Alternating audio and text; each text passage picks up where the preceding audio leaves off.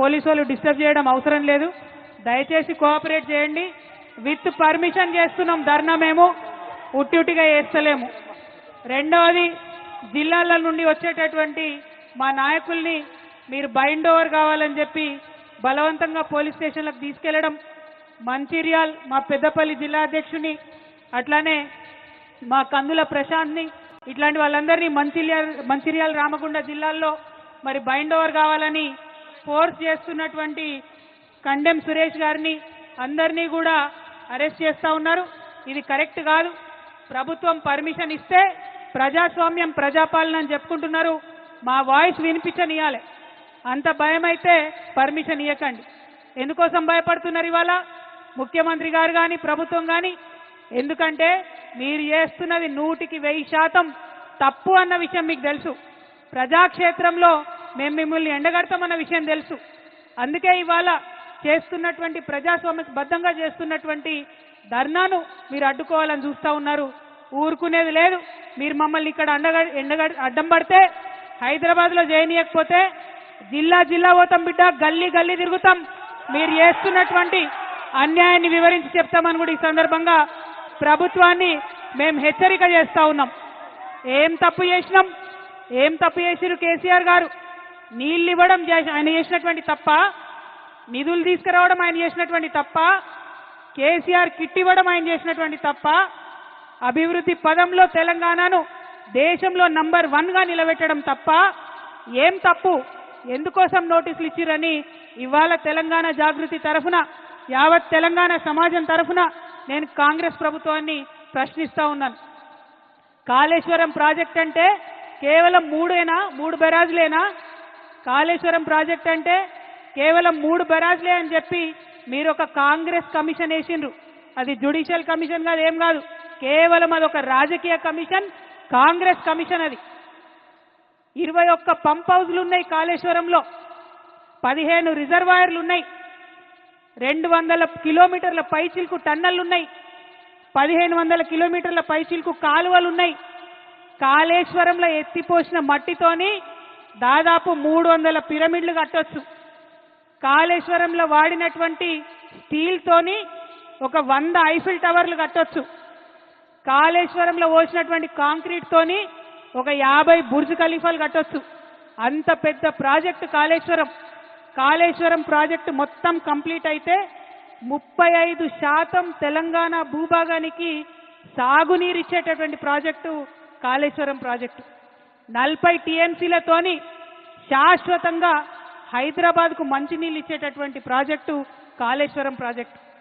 16 టీఎంసీలతోని మన పరిశ్రమలన్నిటికీ కూడా నీళ్ళు ఇచ్చేటటువంటి project Kaleshwaram project.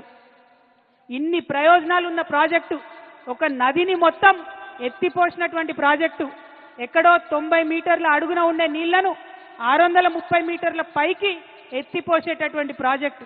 Multi level lift irrigation scheme, మామూలు multi level lift irrigation scheme కాదు, world's largest multi level lift irrigation scheme. నేను ఇవాళ ఛాలెంజ్ చేస్తా ఉన్నా, కేసీఆర్ కాబట్టి, గట్టి గుండె కాబట్టి, ధైర్యం ఉంది కాబట్టి ఇటువంటి ప్రాజెక్ట్ని ఆయన ఆలోచన చేయగలిగిండు. ఈ కాంగ్రెస్ ప్రభుత్వం కనీసం కల కూడా కనలేదు అటువంటి ప్రాజెక్టు కట్టాలి తెలంగాణకని. ఆయన తెలంగాణ యోధుడు, నీళ్ల కోసం పుట్టినటువంటి ఉద్యమం కాబట్టి గోదావరి నదిలో నీళ్లు మన వాటా మనకు రాకపోతే తెలంగాణ ఎడారిగా మారుతుందనే విషయం కేసీఆర్ గారికి తెలుసు కాబట్టి ఇంత పెద్ద ప్రాజెక్టుకి ఆయన రూపకల్పన చేసిండు. అంతకుముందు రాజశేఖర్ రెడ్డి గారు ప్రాణహిత చేవెళ్ల ప్రాజెక్ట్ అని పెట్టి కేవలం 16 టీఎంసీలు తెలంగాణకు వచ్చేటట్టుగా ప్లాన్ చేస్తే కేసీఆర్ గారు దాన్ని మార్చి 16 టీఎంసీలు నిలవ ఉండడం కాదు, 141 టీఎంసీలు నిలవ ఉండాలే అని 15 రిజర్వాయర్లు కట్టిండ్రు. నా తెలంగాణ రైతు ఎన్నడూ కూడా మొగులకు ముఖం పెట్టి చూడొద్దు, వాన పడ్డా పడకపోయినా తెలంగాణ సస్యశ్యామలంగా ఉండాలని కట్టినటువంటి ప్రాజెక్టు కాళేశ్వరం ప్రాజెక్టు. మీ అందరికీ తెలుసు, ఆనాడు జలయజ్ఞం పేరుతో ధనయజ్ఞం చేస్తే మెగా కృష్ణారెడ్డి లాంటి వాళ్లకు 90% కాళేశ్వరం పనులు ఇచ్చిండ్రు. మనం తెలంగాణ తెచ్చుకున్న తర్వాత కంటిన్యూ చేసుకుంటూ పోయినాం, రీడిజైన్ చేసుకున్నాం ఆ ప్రాజెక్ట్ని. ఇవాళ నిర్మల్కి, నిజామాబాద్కి, కరీంనగర్కి, వరంగల్కి, మెదక్కి, నల్గొండకి, ఖమ్మంకి ఇన్ని జిల్లాలలో లక్షల ఎకరాలకు నీళ్ళిచ్చే ప్రాజెక్టు కాళేశ్వరం ప్రాజెక్టు. డైరెక్ట్గా 20 లక్షల ఎకరాలు, ఇండైరెక్ట్గా ఇంకొక 18.5 లక్షల ఎకరాలకు, అంటే టోటల్గా కాళేశ్వరం పూర్తయితే 40 లక్షల ఎకరాలకు నీళ్ళు వస్తాయి. అవన్నీ పక్కకు పెట్టిండ్రు. కేవలం ఒకటే ఒక కుట్ర, ఏంది? కేసీఆర్కు పేరు రావద్దు. రైతు బంధు ఇచ్చినందుకు కేసీఆర్ని గుండెల్లో పెట్టుకున్నారు రైతులు. వాళ్ళు మర్చిపోవాలి కేసీఆర్ని బద్నాం చేయాలి. అందుకోసం వేసినటువంటి కమిషన్ ఇది తప్పితే ఇంకొకటి కాదు. ఇవాళ నేను ఛాలెంజ్ చేస్తా ఉన్నా ముఖ్యమంత్రి గారిని. మీ గురువు గారు చంద్రబాబు నాయుడు గారు 200 టీఎంసీ గోదావరి నీళ్లు ఎత్తుకపోతా ఉంటే బనకచెర్లకు నేను తీసుకుపోతా అని ఆయన బాజాప్తా కాలర్ ఎగ్రేసి చెప్తా ఉంటే ఎందుకు మీకు ధైర్యం వస్తలేదు లేఖ రాయడానికి? అపెక్స్ కౌన్సిల్ మీటింగ్ పెట్టమని మీరు ఎందుకు అడగలేకపోతా ఉన్నారు? क्या मजबूरी है भाई रेवंत रेड्डी साहब का? कई को नहीं लेटर निकले? हमारा पूरा गोदावरी आंध्रा को लेके जा रहे, हमारा पानी पूरा आंध्रा को लेके जा रहे, क्यों नहीं लेटर लिख रहे?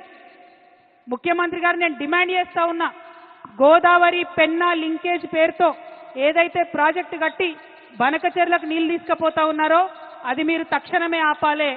మన భూభాగంలో తుపాకుల గూడెం దగ్గరనే ఆ లింకేజ్ పాయింట్ ఉండాలని చెప్పి మీరు ఇమీడియట్ గా కేంద్ర ప్రభుత్వానికి అపెక్స్ కమిటీకి లెటర్ రాయాలని తెలంగాణ జాగృతి తరఫున ప్రభుత్వాన్ని డిమాండ్ చేస్తా ఉన్నాం. అదే విధంగా ఇంకొక మాట మనందరం ఆలోచించుకోవాలి. మనం ఒక చిన్న ఇల్లు కడితేనే అనేక ఇబ్బందులు అవుతాయి, ఏదో ఒక సమస్య వస్తుంది.